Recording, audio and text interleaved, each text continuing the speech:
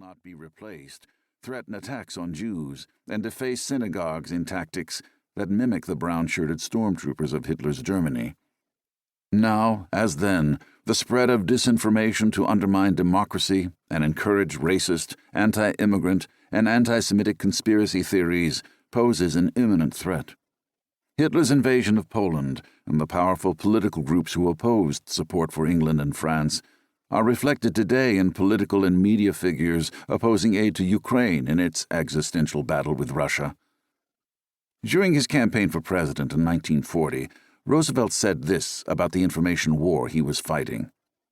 Certain techniques of propaganda, created and developed in dictator countries, have been imported into this campaign. It is the very simple technique of repeating and repeating and repeating falsehoods, with the idea that, by constant repetition and reiteration, with no contradiction, the misstatements will finally come to be believed.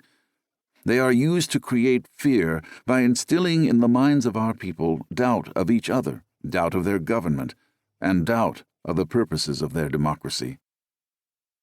This specific period of Franklin Roosevelt's presidency reveals how FDR confronted isolationists, fascists, and anti-immigrant politicians with a clear vision for a better world. His hope that Americans would rise to the challenge of defending democracy was built on the founding principle of the United States, the commitment to fight for freedom. When Hitler plunged Europe into the chaos of World War II, and the British Empire teetered on the brink of collapse, the future of democracy rested on one man's shoulders. Franklin Roosevelt battled fierce resistance as he sought to provide support for Great Britain in its time of desperate need. The handsome and world-famous aviator Charles Lindbergh emerged as Roosevelt's nemesis and led the isolationist opposition to the president's efforts. Lindbergh spoke for many, and his allies included FDR's own ambassador to Great Britain, Joseph Kennedy, media titan William Randolph Hearst, and automobile tycoon Henry Ford. President Roosevelt had his own allies, chief among them Prime Minister Winston Churchill. The two men forged a transatlantic partnership hailed as the most important alliance in American history.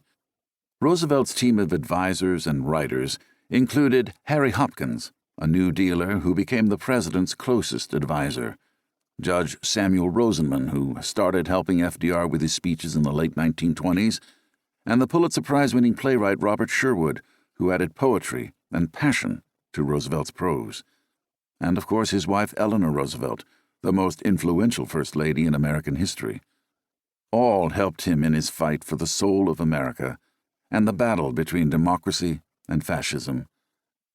During his 1936 campaign for re-election, Franklin Roosevelt told his supporters that, "This generation has a rendezvous with destiny." That simple phrase set the tone of Roosevelt's leadership for the rest of his life.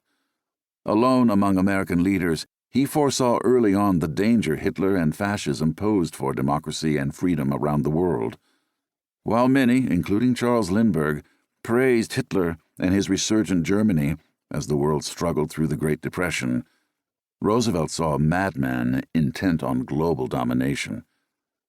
Most Americans wanted nothing to do with war in Europe, and FDR faced an enormous challenge in convincing them the United States had a moral responsibility to rise to the occasion and embrace its destiny as a superpower.